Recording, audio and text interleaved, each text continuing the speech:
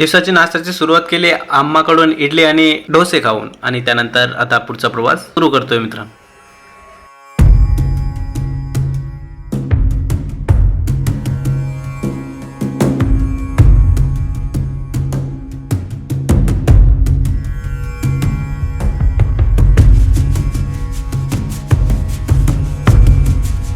मित्रांनो, आज हम्पीतला आहे 5वा दिवस आणि आज एक लास्टचा ट्रेक आम्ही करत आहोत. तर आम्ही आता विठ्ठल मंदिराकडनं तिकडे अंजनाद्री पर्वतावरती जाणार आहे, जिथे श्री हनुमानजीचा जन्म झालेला, त्या ठिकाणी आम्ही आता जात आहोत. तर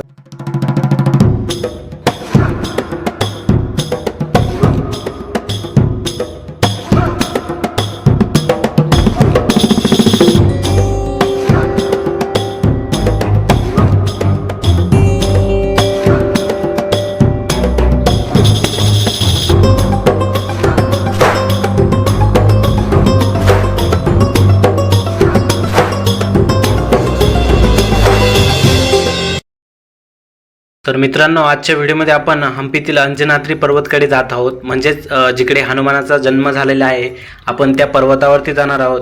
तिकडे जाण्यासाठी मुख्यतः आपल्याला खूप सारे मार्ग आहेत. एक विरूपक्ष टेम्पलकडनं आपण तिकडूनही जाऊ शकतो आणि विठ्ठल मंदिर त्या साईडतून पण आपण, म्हणजेच जिकडे 10 चॅरिटन स्टोन आहे तिकडून पण आपण जाऊ शकतो.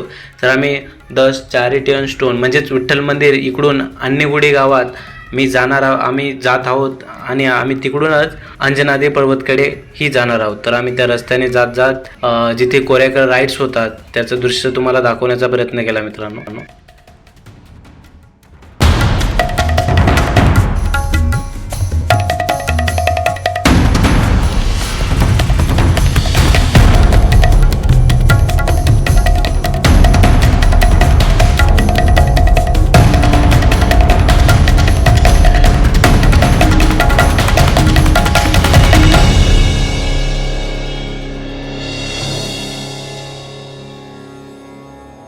तर मित्रांनो, आपण आता येऊन पोचलो आहे, विठ्ठल मंदिराकडे जातोय. तर विठ्ठल मंदिराकडे जाताना तुम्हाला इकडे जर कोराकर राईड करायची असेल तर त्या राईडसाठी राईड करण्यासाठी 500 रुपये पर पर्सन म्हणून ते कोराकरमध्ये जसं ते तंबू बनवलं आहे त्याच्यामध्ये बसून आणि ते लास्टपर्यंत तिकडे घेऊन जातात आणि तिकडून आपल्याला असं फिरून आणतात. तिकडे एक स्पॉट आहे, तो फिरून आणतात. त्यानंतर तिथे बोट पण आहे, ती बोट.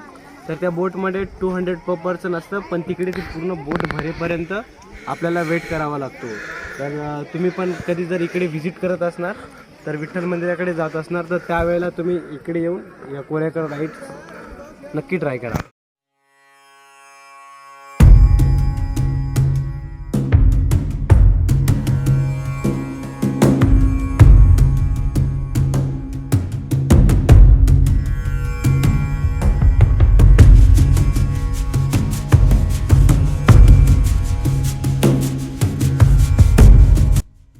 तर मित्रांनो, आता आपण आहोत मन्नतच्या पेठजवळ. या म्हणजेच मन्नत का वृक्ष याला म्हटलं जातं हिंदीत. म्हणजे आपली जे पण काही मनोकामना असेल त्यासाठी तुम्ही ते बांधा आणि त्याच्यामध्ये दगड ठेवा.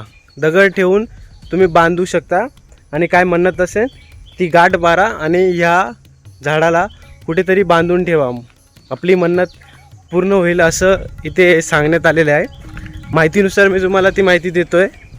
आता तुमच्यावरती ती मन्नत कोणाकोणाची कंप्लीट झाली तर कमेंट करून मला नक्की कळवा मित्रांनो.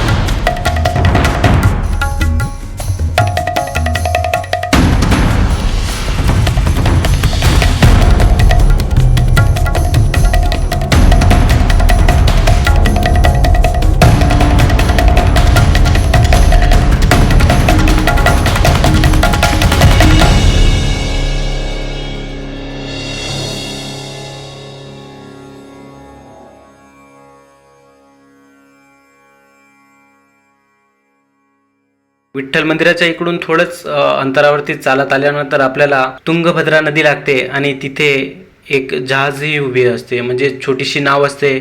ती आपल्याला ह्या तटावरून त्या तटापर्यंत नेते. 20 रुपीज पर पर्सन आहे. तर आपण आता त्या जहाजमध्ये बसून त्या साईडला जाणार आहोत मित्रांनो.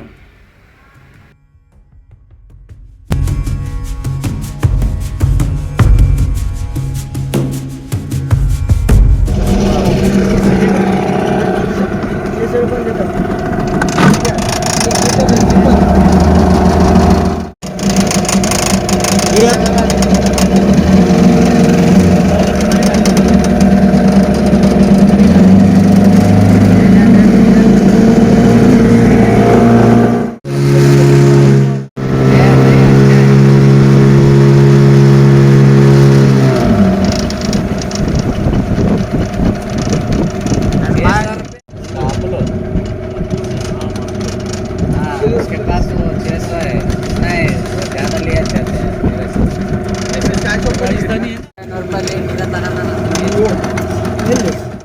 तर मित्रांनो आता आपण चाललो आहे अंजनाद्री पर्वतकडे.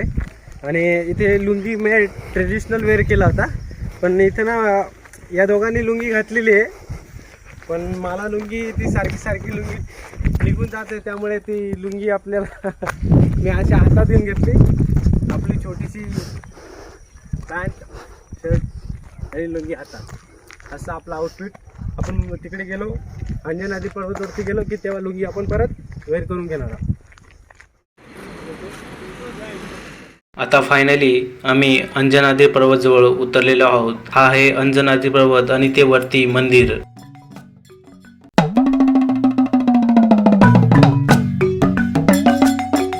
मित्रांनो आपण आता अंजनाद्री पर्वतजवळ इथे आलेलो आहोत. तर इथून आता आपल्याला ट्रेकिंग करून जायचे. बोलतात की 500 खूप आहे, ते चढून आपल्याला वरती जायचे. तर आपण आता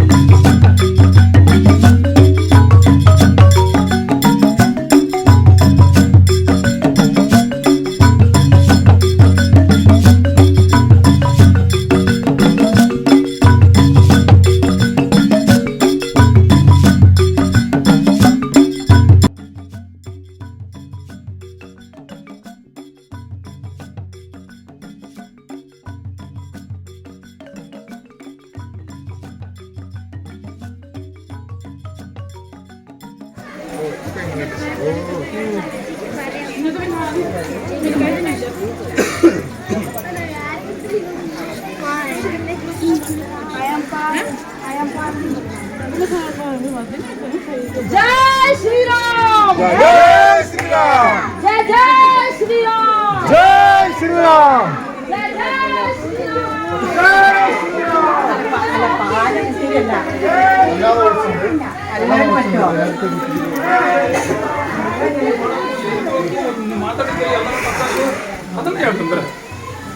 ಜನ ಅದನ್ನ ಯಾವಾಗ ಕೊತ್ತಿ ಮತ್ತೆ ಅದು ತೆಗಿತಾರಲ್ಲ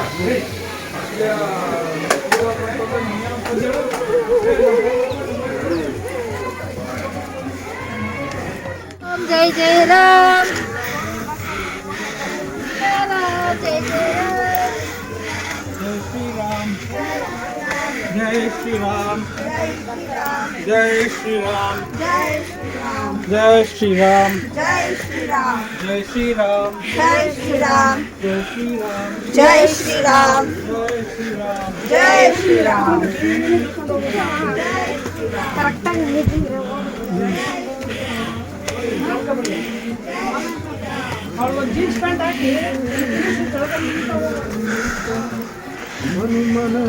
करणार,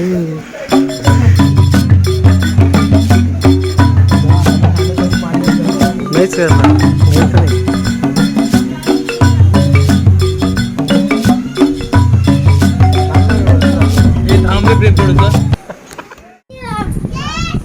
जय श्री राम,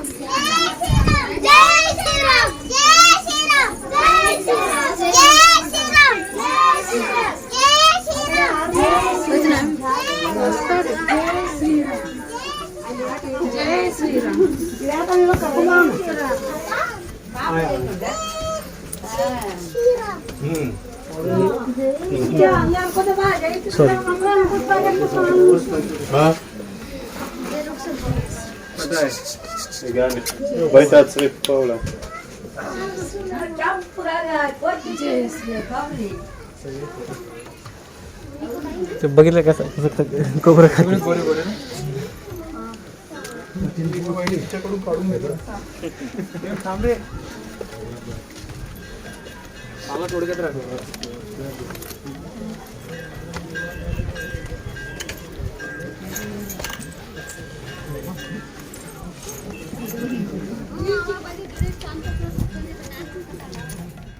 आणि आता आपण अंजनाद्री पर्वतच्या शिखरावरती पोहोचलेलो आहोत. इथे सर्व परिसर आपल्यासमोर स्पष्ट दिसतो आणि ही जागा ही नुसती पवित्र नाही तर एक अद्भुत शांतता आणि ऊर्जा देणारी आहे.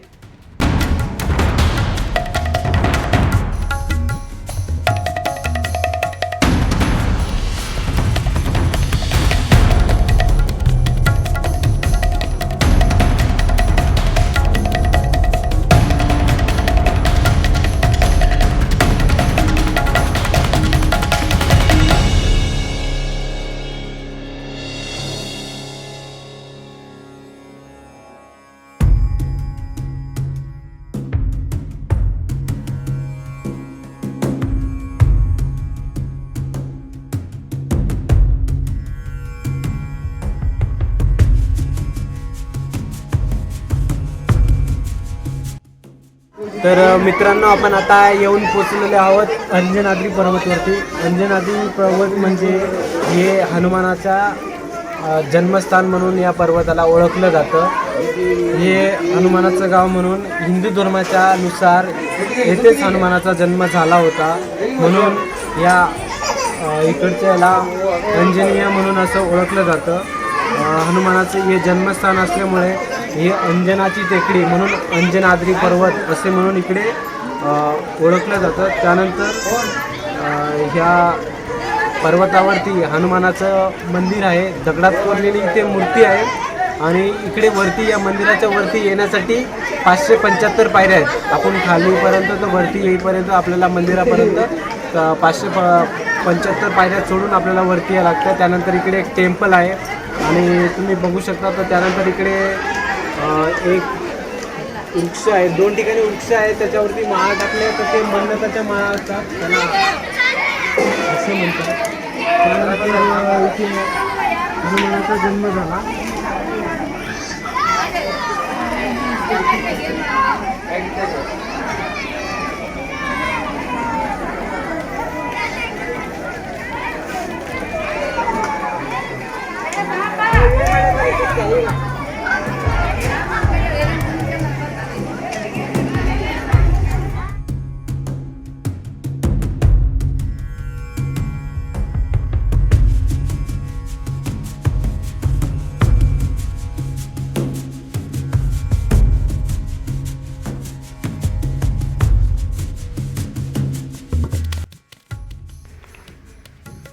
हनुमान म्हणजे शक्ती, भक्ती आणि निष्ठा. त्यांचे जीवन आपल्या निस्वार्थ सेवा आणि उद्धार आणि धर्मासाठी झुंजार होण्याचे शिकवण आपल्याला देत असते. हनुमान यांचा आपल्या भक्तांना संकटातून मार्गदर्शन देतात आणि त्यांच्या ऊर्जेचा प्रसारही करतात.